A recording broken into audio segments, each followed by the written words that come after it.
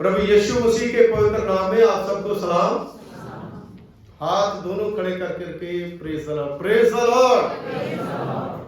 सो मेरे अजीजों, आज का जो मेरे वचन का जो विषय है वो है अधूरा ज्ञान मसीहों के लिए खतरनाक है। अधूरा ज्ञान मसीहों के लिए क्या है? बोलिए बोलिए, अधूरा ज्ञान मसीहों के लिए। क्योंकि मेरे अजीजों, आजकल क्या है कि लोग चर्च में आना पसंद नहीं करते, क्योंकि चर्च में जो है वो हमें ज्ञान मिलता है, वो हमें अकल बुद्धि मिलती है जो हम दूसरी किताबों से ले नहीं सकते। क्योंकि हमें पता होना चाहिए कि 228 देश है पूरी दुनिया में। 228 देशों में 2 अरब लोग जो है वो मसीह हैं। आप सोचिए कितने मसीह हैं? 2 अरब लोग जो है वो मसीह हैं, लेकिन 42% जो है वो चर्च में आते हैं। 42% 2 अरब में से, बताइए। और 42% लोग जो चर्च में आते हैं वो भी ऐसे नहीं है कि जो समर्पित हैं, नहीं, वो अपनी मर्जी के मालिक हैं। दिल करा तो चर्च में आए, दिल करा तो ना आए, कोई बात नहीं, कोई बात नहीं। खुदा कौन सा मारता है? खुदा ने कौन सी सजा देनी है? इसलिए 42% लोग जो है 2 अरब में से 42% लोग जो है वो चर्च में आते हैं, वो भी अपनी मसीह लोग जो है। लेकिन 12% लोग जो है वो कंटिन्यू आते हैं, 12% सिर्फ। और वो भी 12% में से क्या है कि एक परिवार में 5 मेंबर हैं, एक जन आ जाता है, बाकी घर में रजाई में सोते हैं। मैं ठीक है? इसीलिए तो हमारी स्ट्रेंथ नहीं बढ़ती, इसीलिए तो हमारा चर्च नहीं बढ़ता, इसीलिए तो हमारा फाइनेंस नहीं बढ़ता। फिर कहते हैं ये पादरी अच्छा है, ये सच में कह रहा हूं। फिर अजीजों, क्यों? शादी में तो हम सब लोग जाते हैं, है ना? स्कूल में तो हम सब बच्चों को भेजते हैं, ड्यूटी होती है तो सब लोग जाते हैं, लेकिन चर्च में क्यों नहीं? क्योंकि खुदा ने हमें जीवन नहीं दिया, परमेश्वर ने हमें कौन सी चीज नहीं दी। लेकिन मेरे अजीजों, पूरे परिवार में 1 या 2 लोग जो है चर्च में आएंगे, बाकी को कहेंगे कोई बात नहीं जी, इनके लिए हम खुद ही प्रार्थना कर लेंगे। लेकिन मेरे अजीजों, वो लोग चर्च को तोड़ रहे हैं,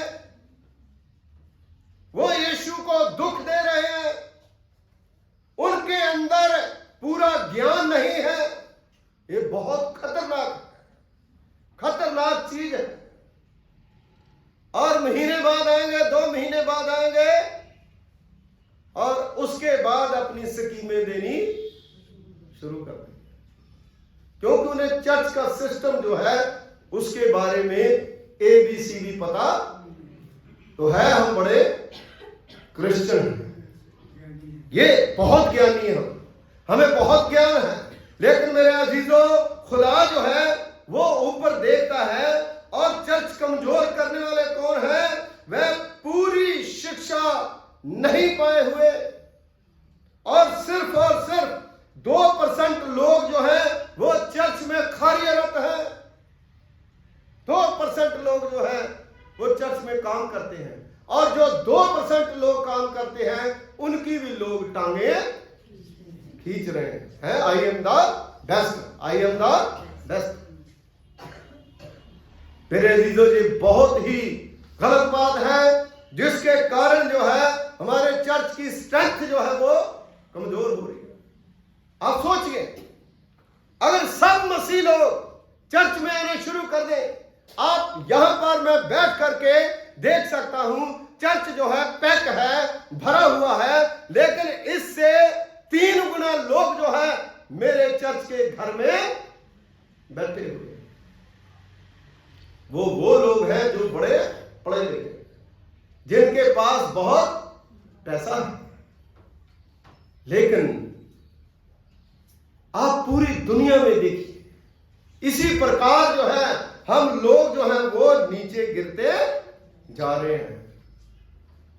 इसलिए मेरे अजीजों, incomplete knowledge is a dangerous for Christian.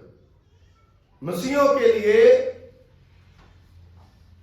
के लिए बहुत खतरनाक है। इसलिए आइए हम अपने आप को परमेश्वर के सामने रखें, खुदा के सामने रखें, प्रभु के घर में आए, इस चीज को हम समझे। Hallelujah, hallelujah. सेकंड पार्ट जो है वो मैं आपको इसका बताऊंगा। आजकल मीडिया में हम बहुत सी बातें जो है वो सुनते हैं, जिसकी तरफ हमें बड़ा आकर्षण जो है वो होता है, आकर्षित होते हैं। हम बड़े अतावले हो जाते हैं जब कोई ऐसी गलत बात बोलता है। लेकिन हम कभी चर्च, अगर वो हमें कुछ बोल रहे हैं या कुछ कह रहे हैं, हमें परेशानी क्यों होती है? क्योंकि हमने तो चर्च आना ही है ना। हमने तो टाइम से अपना मंथली प्लज भी नहीं देना, हमने तो दुआ प्रार्थना भी अच्छे से नहीं करनी, हमने तो खुदा का कलाम भी अच्छे से नहीं पढ़ना। फिर तकलीफ क्यों? परेशानी कैसी? आज बहुत सी चीजें जो है वो हम देखते हैं यीशु मसीह के बारे में, प्रभु यीशु मसीह के शिष्यों के बारे में, कि खुदावंद यीशु मसीह के चेले जो है यीशु मसीह को छोड़ करके भाग गए। लेकिन मेरे अजीजों, बाइबल का ज्ञान जो है वो लोगों को होना चाहिए। अगर किसी के कोई बात करनी है तो सबसे पहले जो धर्म ग्रंथ है, कोई भी हो, उसको पूरी तरह से पढ़ना चाहिए। क्योंकि हमारा जो खुदा का कलाम बाइबल जो है, वो पूरी की पूरी बाइबल जो है वो नबियों के द्वारा जो भविष्यवाणियां करी गई है, जो परमेश्वर ने कहा है, उसी के मुताबिक जो है खुदा का कलाम जो है वो आगे बढ़ा। हालेलुया। तो वो भाग जाएंगे। किसने भविष्यवाणी करी थी? चेले भाग जाएंगे। किसने करी थी? आप सब लोग क्रिश्चियन हैं, हम हर रोज जो है वो पढ़ते हैं। पतरस के लिए किसने कहा था? हाँ जी, हालेलुया। अपने दिमाग को खोलिए, अब सोचिए, वो होना ही था। पतरस ने जो खुदावंद यीशु मसीह ने कहा था कि सब लोग जो है साथ छोड़ के भाग जाएंगे, और पतरस कहता है सब भाग जाए लेकिन मैं, अब किस पर विश्वास करेंगे? यीशु मसीह ने कहा मुर्गे के बांग देने से पहले 3 बार तू मेरा इनकार। तो उस बात को लेकर के आज लोग जो है वो सारी चीजें जो है वो बोलते हैं। लेकिन हर इंसान का जो इस दुनिया में आता है, हर वो इंसान जो यीशु के साथ रहता था, हर प्रभु यीशु मसीह का चेला, हर एक इंसान की जिंदगी में कई पन्ने जो है वो होते हैं। एक बुक जब आप पढ़ते हैं तो पहले पेज को पढ़ करके अगर छोड़ देंगे और अगले पेज नहीं पढ़ेंगे तो आपको पता अधूरा ज्ञान होगा, है ना। आप बचपन में पैदा होते हैं तो पैदा होने के बाद, पैदा जब होते हैं, माँ बाप जो है आपको साफ सफाई करता है, टॉयलेट बाथरूम आपका जो है साफ करता है, आपको हाथ से खाना खिलाता है, कपड़े जो है वो आपको डालता है, सारी चीजें जो है आपकी पूरी करता है। आपको चोट लग जाए उसको हॉस्पिटल लेकर के जाता है, सारा कुछ जो है वो करता है। एक वो आपकी जिंदगी का पेज है। सेकंड पेज जो है जब आप स्कूल जाना शुरू होते हैं, आपके दोस्त मित्र बन जाते हैं, सारा कुछ हो जाता है। बचपन जो है वो माँ बाप से थोड़ा कटने लगते हैं, है ना। जो माँ बाप का प्यार है वो आधा रह जाता है। माँ बाप फिर भी ध्यान रखता है कहाँ जा रहा है, क्या कर रहा है, कहीं इसकी जिंदगी खराब ना हो जाए। लेकिन वो अपने दोस्तों की बात ज्यादा मानता है। ये दूसरा पन्ना है। तीसरा जो है जब वो काम पे लग जाता है, पांव पे खड़ा हो जाता है, उसकी और थोड़ी सी हवा हो जाती है ना। ये चौथा पन्ना आ जाता है उसका। फिर उसके बाद शादी हो जाती है, तो शादी होने के बाद तो फिर अरे तू कौन और देखो हुण असीं अपने वास्ते करिए कि मां बाप से करिए। मतलब मेरे कहने का मतलब समझाने का कि दुनियावी जीवन जो है, हर इंसान के कई जिंदगी के पन्ने होते हैं जिनको हम कई बार जो बुरे जो है उसको हम देखते तो अच्छे को हम देखते। बुरी बातें जब निकल जाती है उसके ऊपर आप ध्यान मत दीजिए। पतरस जो है उसके उसी चीज को लोग जो है वो देख रहे हैं, लेकिन दूसरी चीज जो है उसकी नहीं देख रहे। जब पतरस जो है उसने जब ऐसा हुआ, क्योंकि वो भविष्यवाणी थी, वो यीशु मसीह के जो शब्द कहे गए हैं वो पूरे उसके जीवन में होने थे। यीशु मसीह को महिमा उसी से मिलनी थी, इसलिए ये हुआ। लेकिन लास्ट पे जो उसका क्या था, उसने कहा मेरे प्रभु को सीधी क्रॉस दी है, मुझे उल्टी। हालेलुया। फिर प्रभु के लिए मरा, मार खाई, कैद खाने में गया, जेल में फेंका गया। सो मेरे अजीजों, आज हर इंसान जो है अधूरे ज्ञान की वजह से खुदा के कलाम की धज्जियां उड़ा, पता नहीं, थियोलॉजिकली स्ट्रॉन्ग नहीं। इसलिए आज हमें चाहिए कि हम जो है थियोलॉजिकली स्ट्रॉन्ग हो। हमें पता होना चाहिए, यह नहीं है कि ऊपर ऊपर की बातें बोल के एडवर्टाइजमेंट लेके उसके बाद जो है वो गंभीर ज्ञान जो खुदा हमें देता है हम किसी को जवाब भी न दे पाए।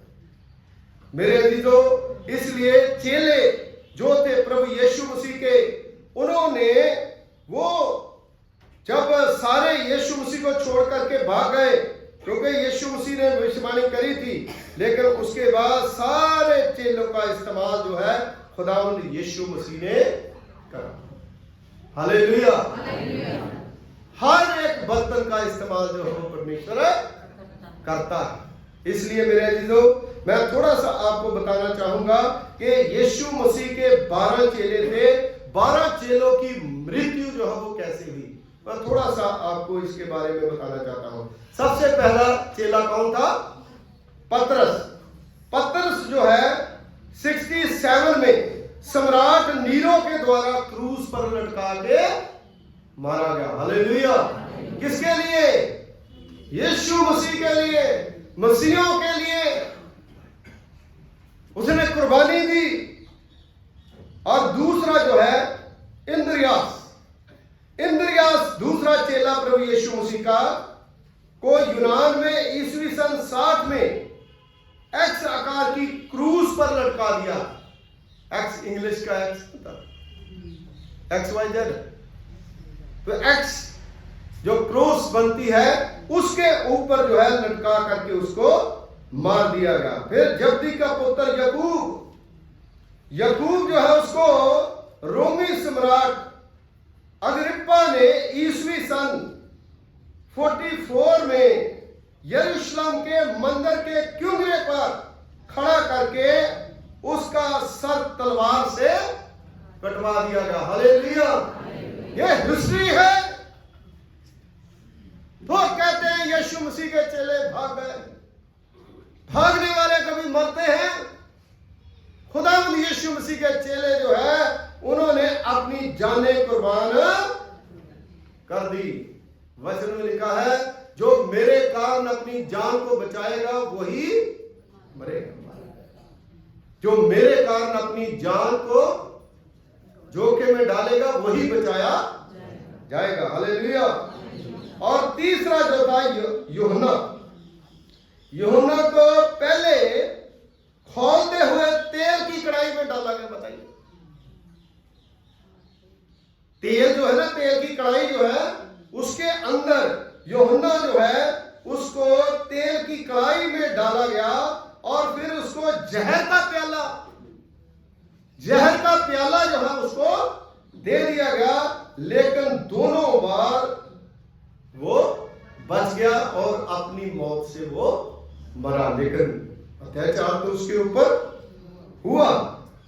फिलिपुस 5वां चेला, फिलिपुस जो है ईस्वी सन 80 में क्रूस से बांध करके उस पर पथराव किए गया, जिसकी मृत्यु क्रूस के ऊपर बांध के ना ऐसे लटका दी, जैसे यीशु मसीह को लटका था, पत्थर मार मार के उसको खत्म। ये प्रभु यीशु मसीह के चेले डरपोक थे। फिर बरतुलमई छठा चेला जो है, जो ईस्वी सन 71 में उसकी चमड़ी उतार करके क्रूस पर चढ़ाया गया। जैसे एक पशु की चमड़ी नहीं, जो जो है चमड़ी उतारता ना, उसकी पशुओं की चमड़ी नहीं उतारते, उसकी चमड़ी उतार दी।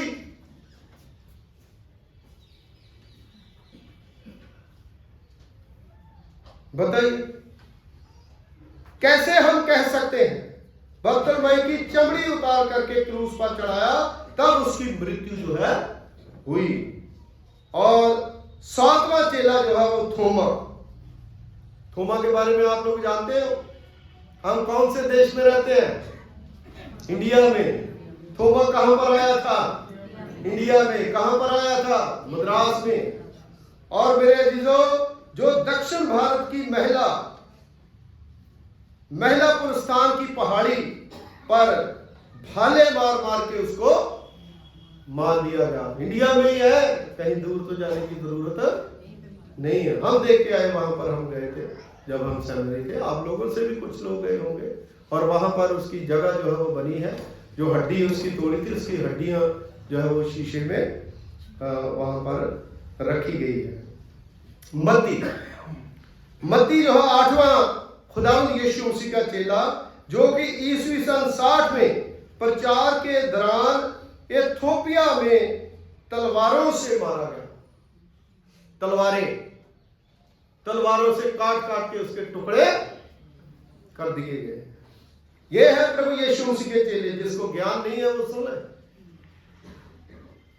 और उसके बाद 9वां चेला यकूब, जो ईस्वी सन 54 में एलिमियंस के षड्यंत्र रच करके प्रचार के दौरान किंगरे से गिरवा दिया। उसको भी बड़ी ऊपर खड़े करके नीचे गिरवा दिया गया। पीछे से धक्का दे करके उसको नीचे फेंक के मरवा दिया गया। फिर 10वां तैदेई, आप बाइबल में पढ़ना, ईस्वी सन 50 में अरारात शहर में घेर करके तीरों से उसे मारा गया। तीर कमान नहीं जो होते, तीर कमानों से उसे मार दिया गया। और 11वां समोन कनानी को प्रचार के दौरान साफिया नामक स्थान पर क्रूस के ऊपर लटका करके उसे मार दिया। अगर यीशु मसीह को क्रूस मिली, उनको भी मिली, क्योंकि यीशु मसीह ने कहा, जो अपनी क्रूस उठा करके मेरे पीछे नहीं चलता वो मेरे चेला। यीशु मसीह की वाणी को पूरा जो है वो चेलों ने करा। और 12वां जो है, आप देखिए इंटरेस्टिंग है, 12वां यहूदा इस्करियोती। लोग तो 13 बना रहे हैं, कई कुछ बना रहे हैं, है ना। और यहूदा इस्करियोती ने यीशु मसीह को पकड़वाने के पश्चात यरूशलेम के बाहर जाकर के एक पेड़ पर फांसी लेकर के मर गया। हालेलुया।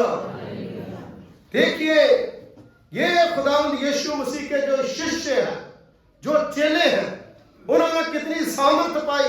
जो चुने हुए थे और जो इनकार करा था पतरस ने, वो यीशु मसीह की कही हुई भविष्यवाणी थी जो पूरी हुई।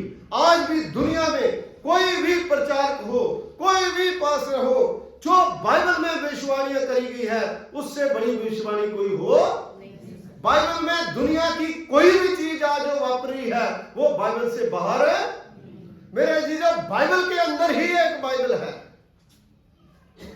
प्रकाश की पोथी में आप पढ़ेंगे, खुदा के कलाम में लिखा, बाइबल के अंदर जो बाइबल है वो मोर बंद की गई है, वो यीशु मसीह इसको खोलेगा।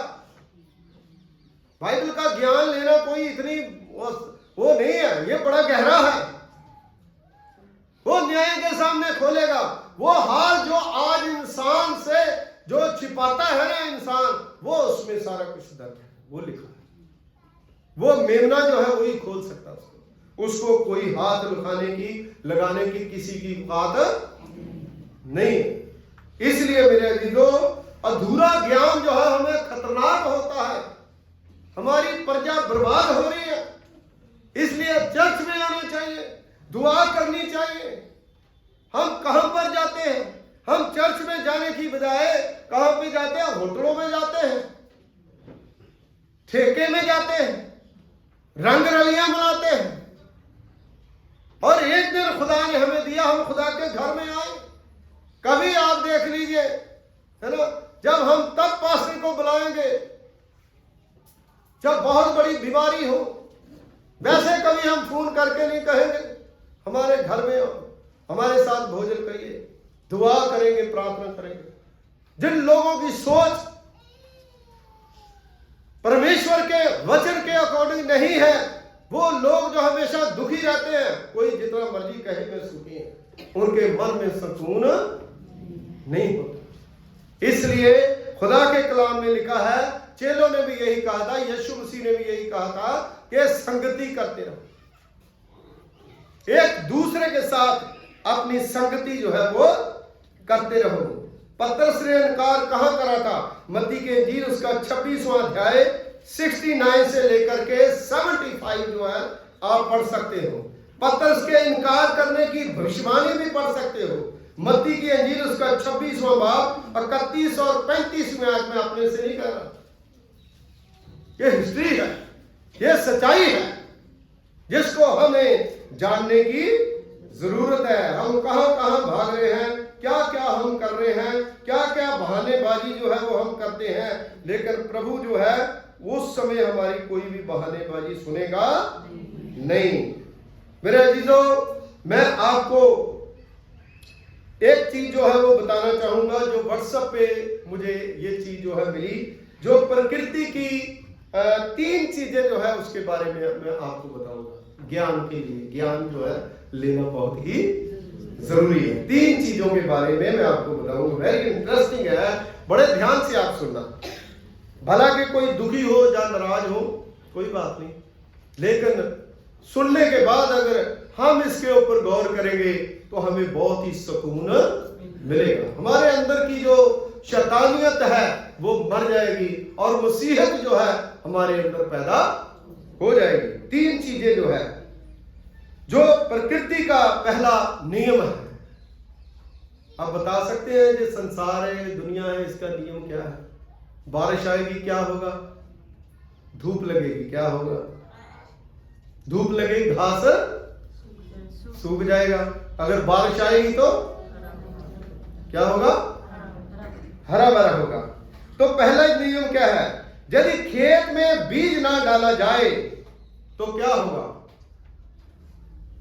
अगर हम कहीं पर गोडी करते हैं, सारा कुछ करते हैं, जमीन को बनाते हैं, अगर हम खेत में गेहूं डाले या फिर और कोई बीज ना डाले जो उगे, तो फिर क्या होगा? प्रकृति का क्या नियम है? कुदरत उसे कुछ भी उग जाए, है ना? बीज क्या है? परमेश्वर का।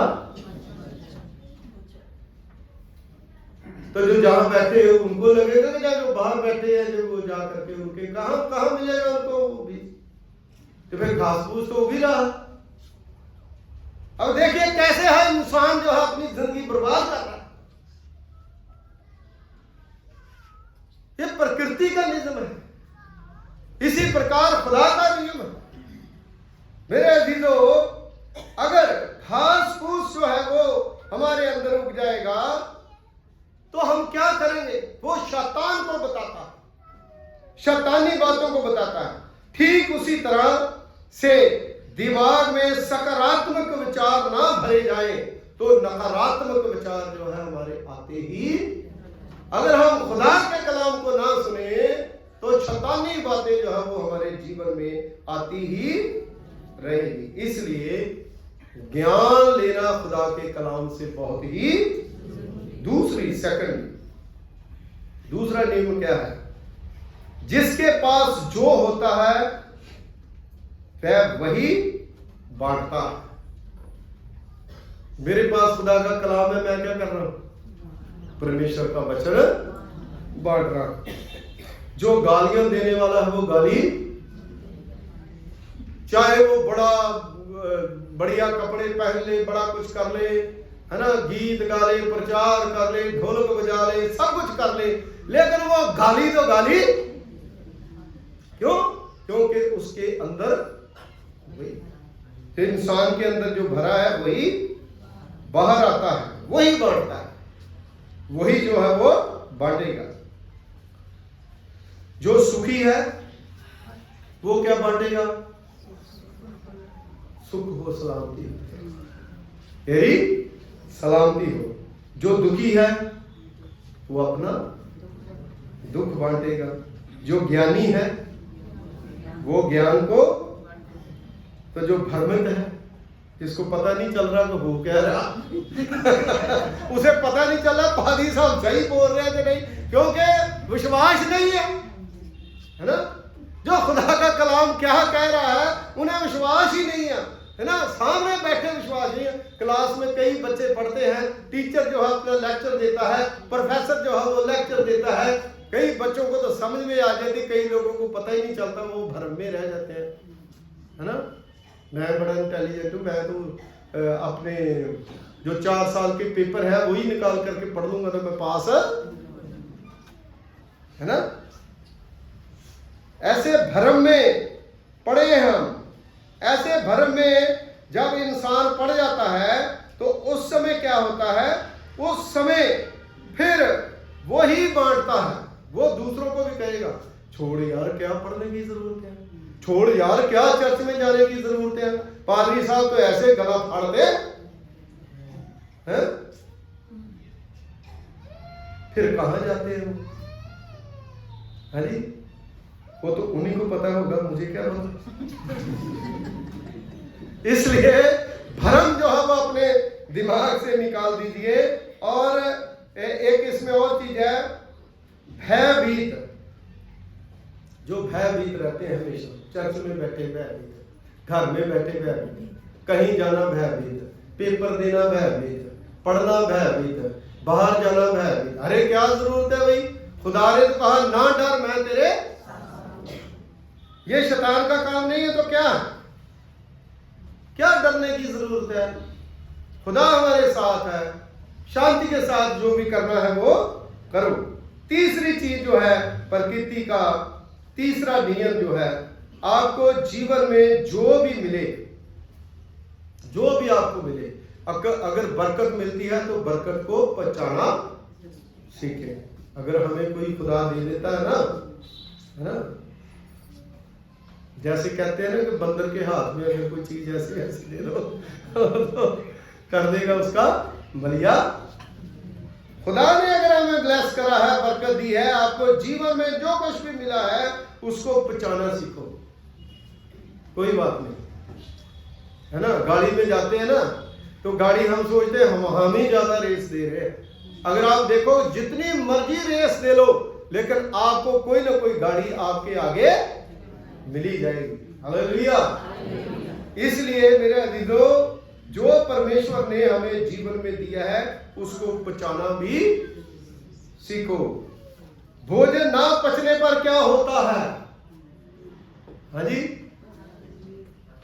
अगर भोजन ही ना पचे तो रोग बढ़ जाते हैं। सबसे पहले तो सर में दर्द होनी, पेट में गड़बड़ होनी, है ना, यूरिक एसिड बढ़ जाएगा, दर्दें बढ़ जाएगी।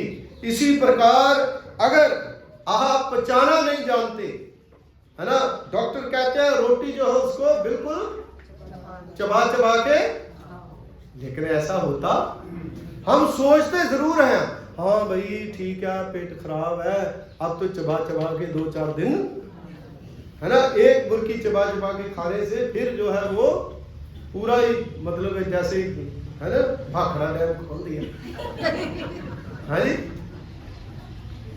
फिर चबाते, फिर कहते हैं फटाफट पूरा का पूरा मतलब जगह जोर लगा के इसको करना। इसका मतलब है कि जो काम हम ढंग से नहीं करते वो काम फेल हो जाते हैं। इसलिए हमें जरूरी है कि भोजन ना पचने पर रोग बढ़ते हैं, और पैसा जब हमारे पास आता है, पैसा ना पचने पर दिखावा।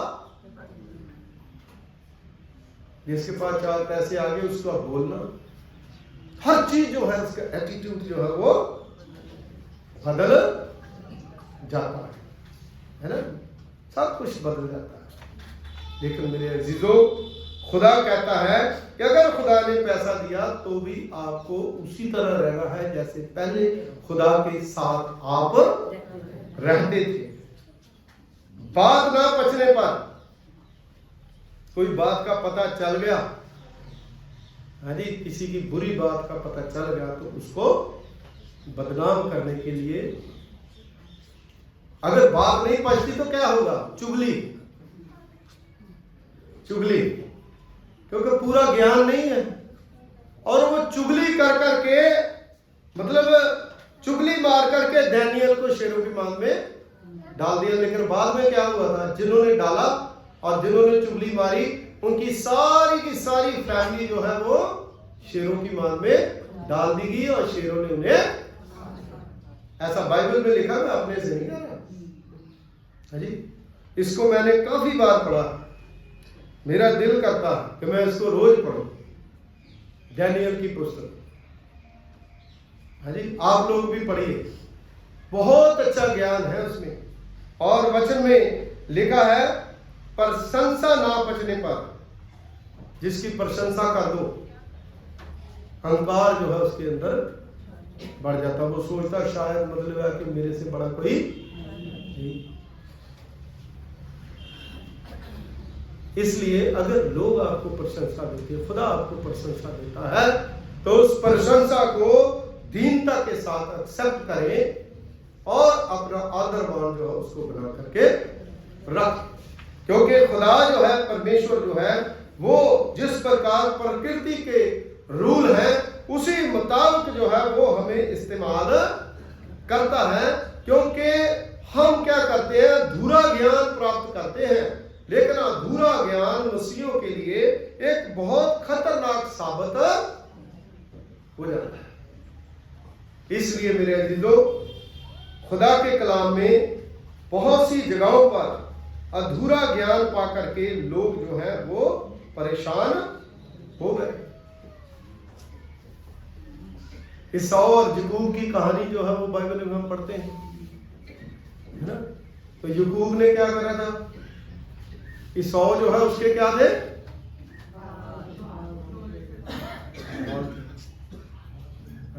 तो उसका बाप जो है उसको, वो कह भी रहा था कि ये मुझे उटपटांग सा लग रहा है, लेकिन मां जो है वो साजिश कर रही है ना। फैमिली में आप देखिए, तो वो कहती है नहीं, तू जा इसके कपड़े पहन करके जो बरकत सौ को देनी है वो तू याकूब को ही दे दे। इसलिए याकूब का मतलब जो है वो बाद में निकाला धोखेबाज। वो याकूब और था, चेला याकूब और था, कई याकूब है बाइबल में, कहीं ये बस समझ लें। मेरे कहने का मतलब है कि अधूरा ज्ञान, अगर उसके बाप को पूरा ज्ञान होता उस बात का, है ना, तो फिर वो कभी भी ऐसा नहीं करता। इसलिए हम करें, सबसे पहले जाने, पूरी चीज जो है उसको जाने, तब जो है हम कोई अपनी जिंदगी का, अपने जीवन का, अपने बच्चों का, बच्चे अपने फ्यूचर का डिसीजन जो है वो लें। कई बार बहुत सी चीजें हमें बड़ी अच्छी लगती है, लेकिन बाद में जाकर के वो प्रॉब्लम हमारे लिए बन जाती है।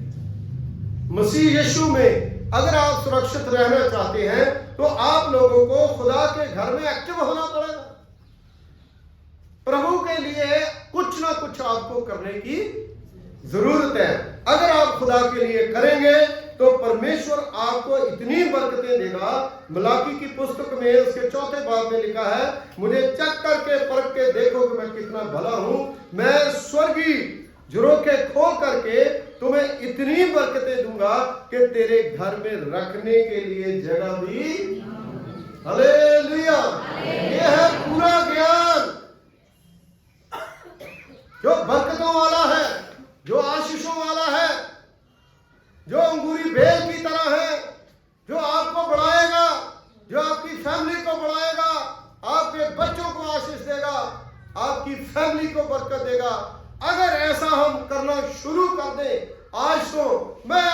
विश्वास दिलाता हूं, यीशु मसीह के नाम में आप जो मांगोगे आपको मिलेगा। हालेलुया। ऐसा कभी हो ही नहीं सकता, क्योंकि हमारा खुदा जो है वो इतना बड़ा खुदा है जिसकी बराबरी कोई भी कर नहीं सकता। हमारे प्रभु यीशु मसीह ने हमारे लिए कलवरी क्रूस पर जान दी। वो हमारा प्रभु है, हम उसे अब्बा और हे पिता कह के पुकार सकते हैं।